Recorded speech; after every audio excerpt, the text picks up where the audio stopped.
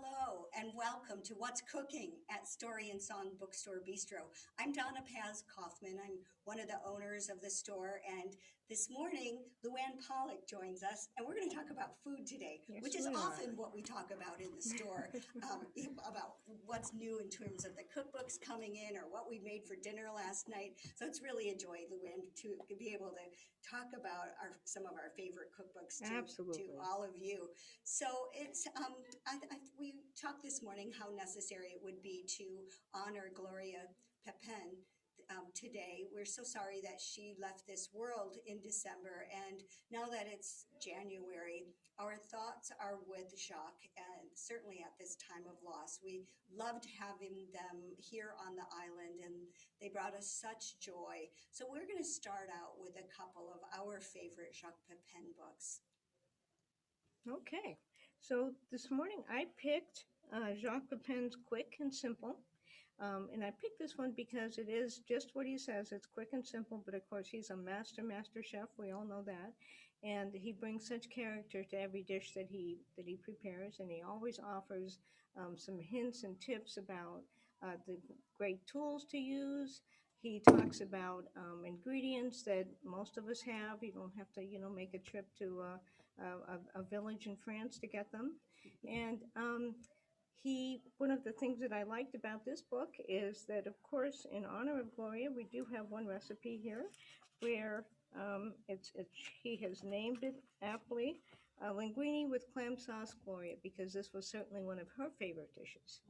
So, and again, not that many ingredients, but and it's a recipe you can certainly use because we have lots of beautiful seafood right here on the island. Mhm. And that's a really beautiful cookbook. Not only do we see Jacques' art on the cover, but throughout the book, right, Right, Louis? absolutely. Even some full page spreads of art. And I'm convinced that one of them is from here on the island. It looked like Mhm. Tiger Island to me, but Yeah. And I this is also autographed. that's right. Yep. We have signed copies here at Story and Song. When Jacques was here last year, he talked about this book as one of his favorites. It's called Menus, and it is the star of this book is really Jacques' story and also his art. So he and Gloria had many happy years together, and you can just imagine how many gatherings they had at their home with friends and family Mm. and neighbors. He talks at length that just how many hundreds of gatherings they've had at home, and it's all documented because he has binders and binders of pages that look like this that detail who were the guests that attended for that event and what they served. So everything from Claudine's birthday parties to their picnics in the summertime, it's all documented. And this makes a really lovely gift for a new couple. So if you have somebody getting married or you've got a wedding shower to go to, at $20, this is a really beautiful gift. Every single page has art from Jacques. So we send our best, we send our love to Jacques Pepin, and we thank him for his many beautiful books. Yeah, and we look forward to seeing him back on our island soon. Yeah, we hope so. Okay, so how about staying, outside of the United States for a little bit? Let's go to some Mediterranean cooking. And I picked a couple of different books because the Mediterranean diet, as most of us know, is really touted as being, healthy. And certainly when I think of the Mediterranean food, I think of olive oil and feta cheese and olives in dishes. And what these two books here that we're talking about today, there's the Mediterranean Diet Made Easy, and then this one is ideal for beginners. It's called the Mediterranean Diet Cookbook for Beginners. And even though it may sound like it's a bit of a for neophytes, it's not really, because you can expand on the book, you can add your personal taste to it, and add, take out some things as well if they're not your favorite. But Mediterranean cooking is really quite simple. It's aside from the health benefits, which I mentioned earlier, it focuses on the use of extra virgin, olive oil. We want to have beans and nuts on hand, and certainly fish, which of course we can find here pretty easily. We do use poultry. We don't use a lot of beef or pork, And for beverages, they promote caffeinated, obviously coffee and teas. They like herbal teas and they like wine. So that's all good. It's all good and easy. So a couple of the recipes that I in particular liked out of this book, um, we have something as simple as just a very easy grilled fish, but they serve it with some. Excuse me for that. They serve it with some walnuts, which is a different flavor for us. And again, adding those omega threes never hurts. We also have a few other ones that I liked. I remember I had a friend who was from Turkey and who cooked marvelous tabbouleh. So every time we went to their house, and you can just see people mixing that up with their hands and adding a little bit of chopped mint from their gardens, and it's beautiful. It's aromatic, and it's just a perfect dish and a perfect complement for lots of in all seasons, really, not just summer. I also liked one other recipe in here in particular that it's called Sicilian salad. So again, we have a little bit of the, obviously the Mediterranean influence, but these beautiful tomatoes that are sliced. And of course, we're waiting for summer to come. We all could use a little bit of heat right now, but beautiful sliced red tomatoes with some beautiful red onions and some olive oil. And these are all, it's just a beautiful presentation and a beautiful dish. Capers. Yeah, the capers are a very nice touch.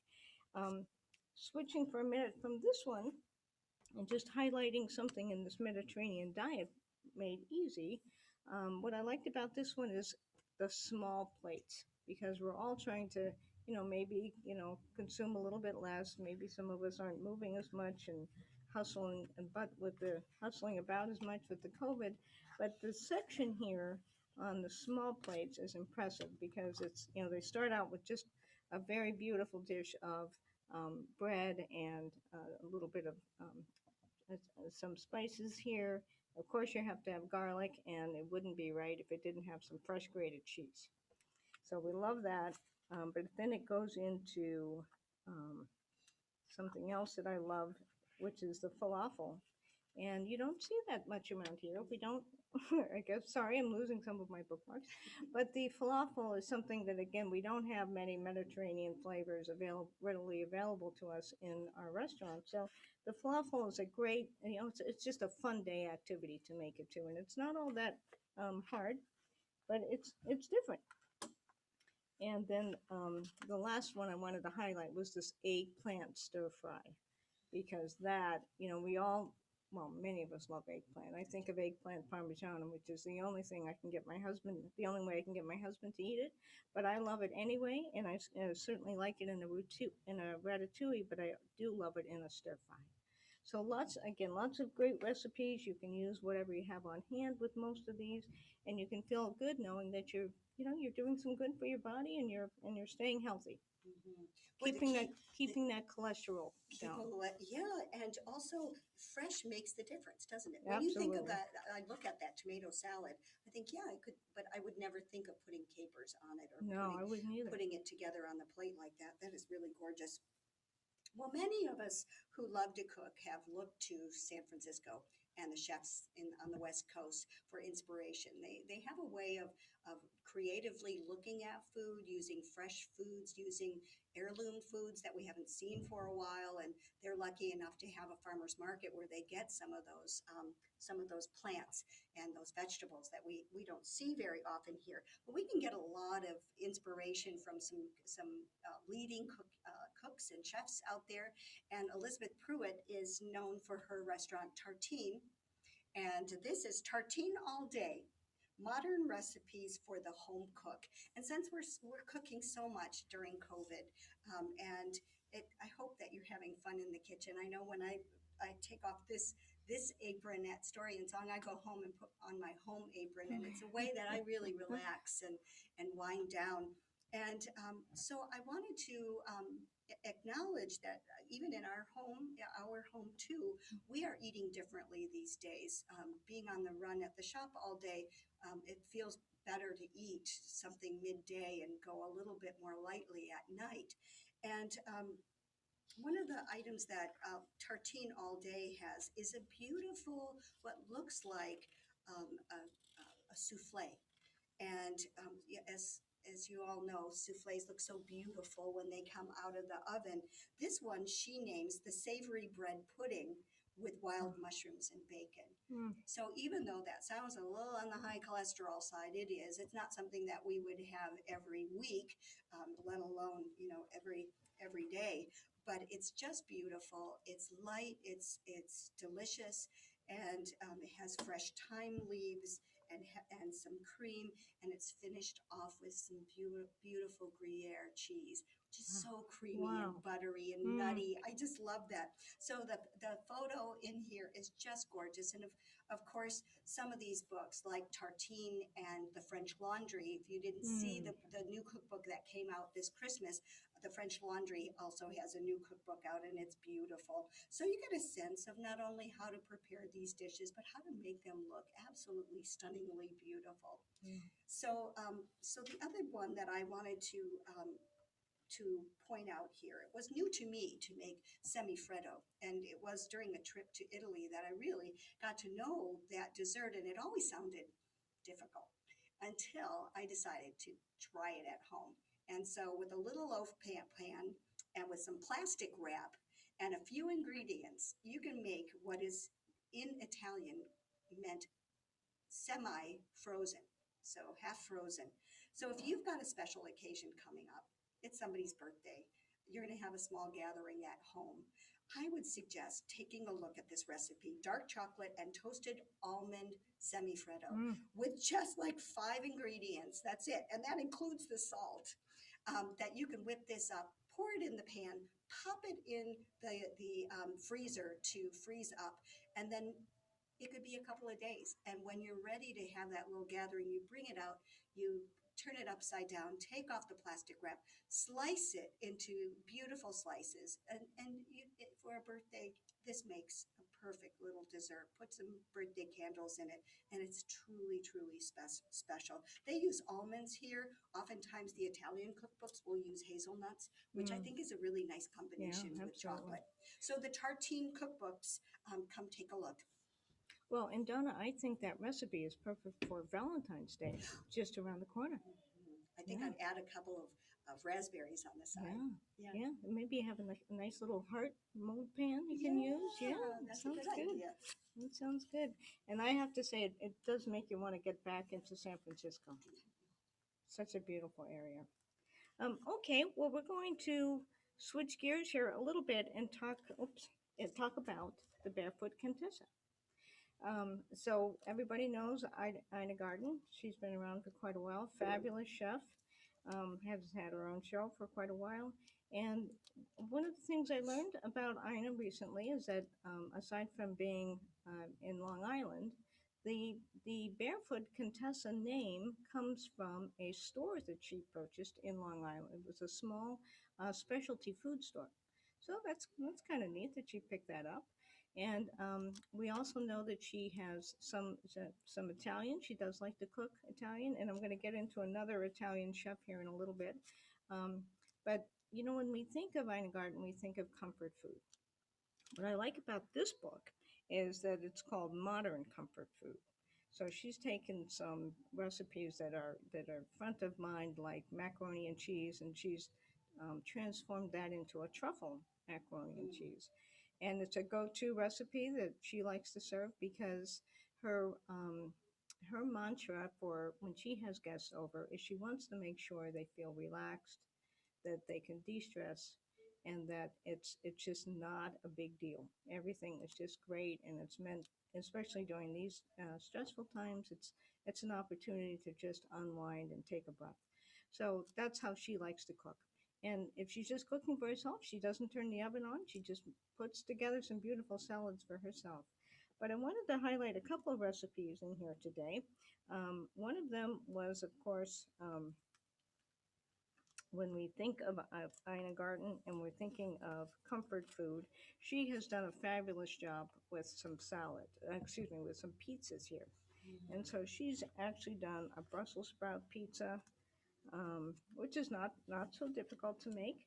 Um, when I think of having pizza for my guests, we often will just have some mini sized doughs, personal sized doughs rolled up, and our guest will take one. A couple will take one, and they just top it with a little bit of olive oil. They top it with their toppings, and then we put them on the grill. And everybody has fun. We'll be playing games while those little pizzas are cooking on the grill.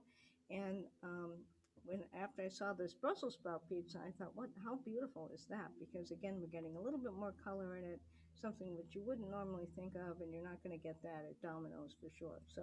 So those are all great things about Ina. Um, Another one that I thought was pretty impressive here, from a dessert standpoint, is I just wanted to mention her black and white cookies.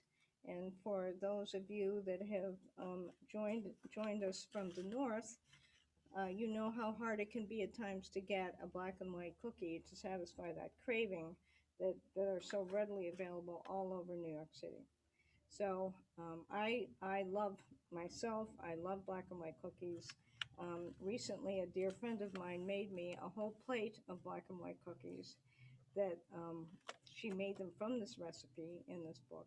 And what was unique about them is that they're not as big as what you might typically see. They're actually this small. They use a 2.5 inch cookie scoop. She highlights in here a beautiful technique for getting the icing just right, because that's important in a black and white cookie, to get the vanilla right and to get the chocolate right, and without making a mess. So she does a great job of that, and they're not so hard to make, even if you're not familiar with the cookie. But just know that the consistency of this cookie is a little bit different. They're not meant to be crispy. They're meant to be cake-like. In my own recipe, I actually like to put a little bit of lemon in them. So anyway, so that's very good. And then if you want to get off of the sweet kick and get back onto something for dinner, she does a beautiful salmon. We cook a lot of salmon in our house, and she does a beautiful salmon with an aioli, a red pepper aioli, which is, again, just a little bit different. She just takes it to the next level, but not in a hard way. So these are all very beautiful. There's, and right now cauliflower is pretty prevalent, and it's you can grow it here right now in your gardens here in Florida. It's a nice winter root, and I have a friend who actually brought me some cauliflower from her garden, and there's a recipe here for celery root and cauliflower puree. So, which is delicious, and again, it's a great way to incorporate some healthy foods. Of course, you have to have some butter on hand, and salt and pepper. But you'll never go wrong pleasing your guest with an Island Garden recipe. I see you've got a lot of bookmarks there. You found a lot I in that do. cookbook. I certainly did. Yeah, I love Ina too. And if you've dined at Story and Song, you know that we have Ina's chicken salad, which you can have on a bed of greens or on a croissant. And it's just one of those beautiful recipes that are timeless. We changed a few things to make it our own, but we find that Ina Garten is just a go-to gal. Yeah, for sure. And it's been a number one, right? Yeah, number one in the bistro. Absolutely. Number one item at Story and Song. Okay, I'd like to talk about a kitchen gadget, Instapot. So I must say, I got rid of our slow cooker and our pressure cooker, and now I'm only using an Instant Pot. I really thought it was a gimmick when it came out a couple of years ago. When we first opened, we were starting to hear requests for cookbooks. So we have been using it here at Story and Song. I don't know if you are aware, but we have a little herb garden behind the shop. It's behind the wooden fence, and we're growing all kinds of things back there. And so we clip our fresh herbs and come in, and lately we've been making soup. And we've had a soup subscription program that started in 1st of November, and about 40 to 60 people come on Monday to pick up their soup, and it's been such great fun. And the Instapot has been really helpful as we cook with a lot of different ingredients. What I like especially about the Instant Pot is how quickly things get done, but not only is it fast, it's better. And at home, here's a for instance. I'm not home until about 6 o'clock, and you would never think about cooking anything with dried beans, would you? And you have to think about that the day before, soak them overnight, Right. and then pick them out, and then cook them for hours and hours and hours. And a lot of us just don't have that time, or don't want to. And I must say that red beans and rice in the Instant Pot is so Mm, much better than what I have ever made at home. So as we look at the Mediterranean diet with a sure. lot of beans and peas and nuts, the Instapot is just perfect for that. So if you want to make chili, and our soup subscription on Monday is chicken and white bean chili, and we're doing that in the Instapot as we do this show today. And we'll be working that Instapot all weekend. But it's not only for soups and stews. You can do meats. You can even do desserts. Wow. So, yeah, I know it's really, really remarkable. So, we've got several cookbooks here at Story and Song. Here's Instant Pot Miracle, Healthy Cookbook, Instant Pot Fast and Easy. And my friend Pat, who actually gave us this Instant Pot, she has sworn to me that risotto is just perfect out of an Instant Pot. So if you love that Italian dish and you think, okay, I've got to babysit this thing for at least 20 to 25 minutes, put it in the Instapot, and then you can pour yourself a glass of wine, make your salad, set the table, and not have to worry about, are you running out of broth? But one note of caution, do watch the recipes until you get confident with the Instant Pot, because the amount of liquid that you use is really important. You can saute in here and get things ready, dump your ingredients in, put the top on, and it will never burn. Nice. But you Really do need nice. to give it enough liquid, so a little note of caution there. But give it a try. It's a lot of fun, and the food I think is better. But and Donna, I just noticed this morning for Instapot we have an Indian recipe book. So I thought, wow, that would be great, right? A whole new world of ingredients for us. Hmm. And I watched yesterday on the Rachel Ray show a cooking demonstration with the Instapot, where the chef, he had taken the because it has the saute setting, so he had put his shallots and butter in there, and then he added a couple cups of chicken broth, some white wine, some shelled pasta right out of the box, and just puts it in there, kind of makes sure it's level. He doesn't play with it. He doesn't stir it up or anything. And then he puts in mounds of spinach right on top, turns on the Instapot, and then opens it up. I think it was 20 minutes later, maybe. And it was just beautiful. He releases the steam, and it was, just a perfect dish. And having a one pot that you can easily clean is really, really important. Hmm. It's a great thing. It's interesting that the pasta takes 20 minutes, because so do the beans. Okay. Wow. So anywhere, it depends on the size beans. If you're using lentils versus a big, red kidney Oh, bean, yeah. obviously it's different. But all of the dried beans that we've tried, they cook fully and completely within 60 minutes. Yeah. So the range is pretty small, and surprisingly so. Yeah. Yeah. Oh, that pasta dish sounds lovely. Oh, I bet it would. Yeah, yeah, yeah. And the spinach stays nice and green too, which is what I like. And it's something that's it's not always easy to achieve because it wilts, it'll turn brown. It's lovely. Okay, so let's stay with some healthy food here. And I mentioned earlier that I was going to bring us back to another Italian chef. We have Rocco. Um, Aside from being adorable, Rocco he has or at least he had a restaurant in New York as well. He comes from Gramercy Park in Manhattan, in the Manhattan um, area, and he has come out with this book called Keto Comfort Food Diet. So, what is keto, right? Because we hear so much of it. It's in and out as a phase. I like to think of it a little bit like the Atkins diet, where the idea is to put your body into a state of ketosis, so that you're only using fat for energy. So the good news is that there are healthy fats out there, in spite of what you might hear otherwise. But coconut oil, of course, is high on the list. Avocado, olive oil, um, avocado oil.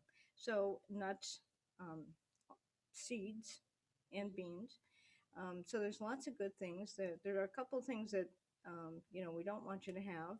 Primarily, it's sugar. Anything that's sugar related. So from an alcohol standpoint, Avoid beer, certainly no mojitos, but you can have wine. Um, the recipes that are in this book, though, there are a lot of egg dishes that you can make 100 different ways and serve at various times during the day. Um, he has eggs with tomatoes and eggs with asparagus, and there's a beautiful recipe in here where he takes half an avocado. He digs it out, he puts the egg in there, with the avocado and the tomato, and it's just a lovely, lovely presentation. But what I also liked about this book is, if you're confused about how to get started, he'll take the mystery out. He does a nice job of explaining the keto cleanse. It's a 3-day cleanse. It can, for any, the most important thing is finding the time. Find 3 days that you can allocate. But if you're really serious about trying to lose some weight, trying to change your diet, certainly improve your health, cut your diabetes risk, cut your cholesterol, get your blood pressure down a little bit, this is one way to get it. What I also liked about this book is that it's full of bacon recipes, and we love bacon. Everybody loves bacon. We love the smell of it. So again, there's lots of ways to satisfy your cravings, your urges. And he does say, when I say no sugar, he does actually offers a couple of dessert recipes. One of them is a cheesecake, a ricotta cheesecake, and which I have made lots of times just because when I make cheesecake, I prefer the lightness of a ricotta cheese, and usually I'll mix in a little sour cream anyway. But um, ricotta cheese with strawberries. I mean, doesn't that just sound good with a almond flour crust? So we can use almond flour. We don't use any wheat. Um, so everything is gluten free. So that's all good too. And again, if you feel like you're not quite ready to be 100% keto, um, try this. This book is still good because it's not. You don't have to dive with your whole body in there 100% of the time, unless you've been told otherwise that you really need to improve your health. But because this book here is actually keto friendly, so it's not stark, no flour. It does have a lot of recipes in here, and these also are all gluten-free recipes. So this one um, uh, certainly is key because it's just 5 ingredients. This book is a very good value too. It's a great price point. And the other thing I liked about this book is that she puts in here lots of technique, which you can kind of see from the back, some of the pictures. But both of these books, like this has a waffle, he has a waffle recipe with some chocolate chips in it. Unsweetened chocolate chips. She says that you can use the semi-sweet. So there's a nice variety between either one of these that you can kind of get going and eat paleo like, and keto light, and just change it up a little bit. Yeah, Okay. and just become familiar with what the concept is, Yeah, and what absolutely. foods to use and which ones to avoid.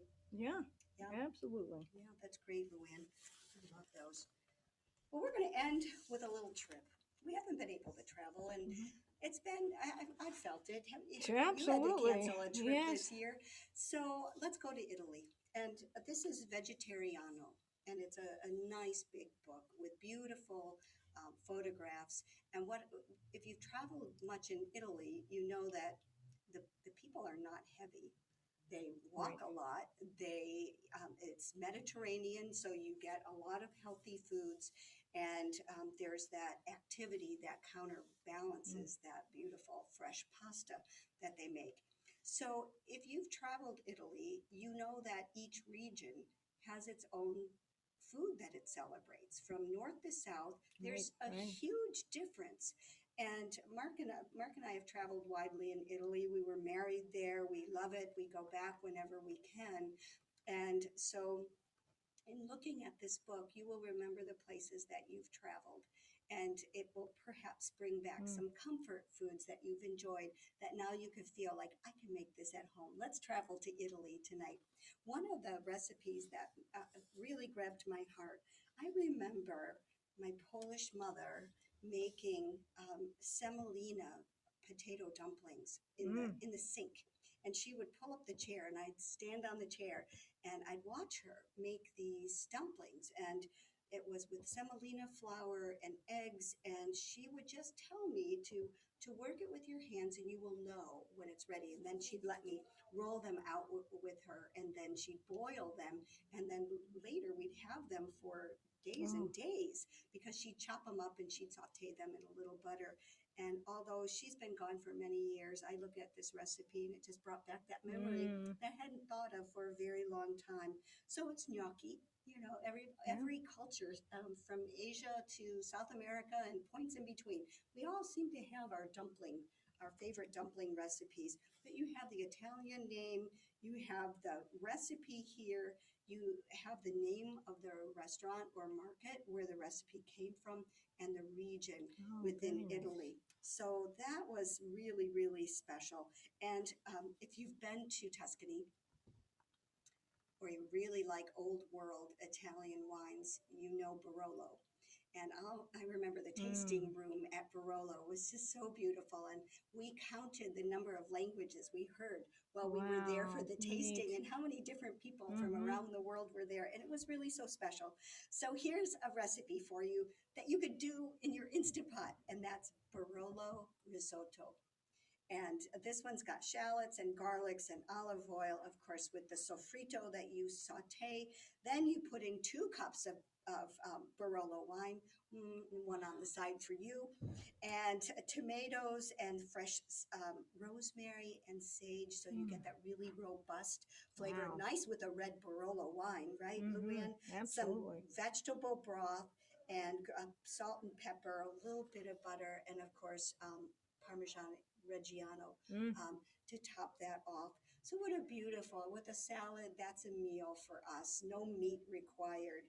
So if you're ready for a little trip Wow. I to like that one. Italy, come take a look.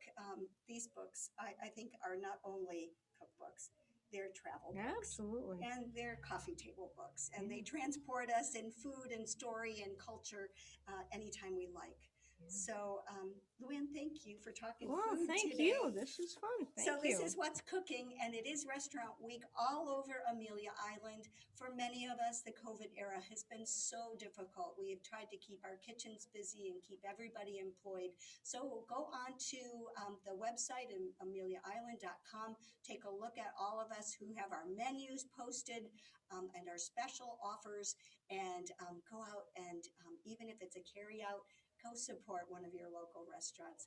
Restaurant Week runs now through next Sunday or January 31st. Thanks so much for joining us. We'll see you in the bookstore. Thank you. Bye. That was fun.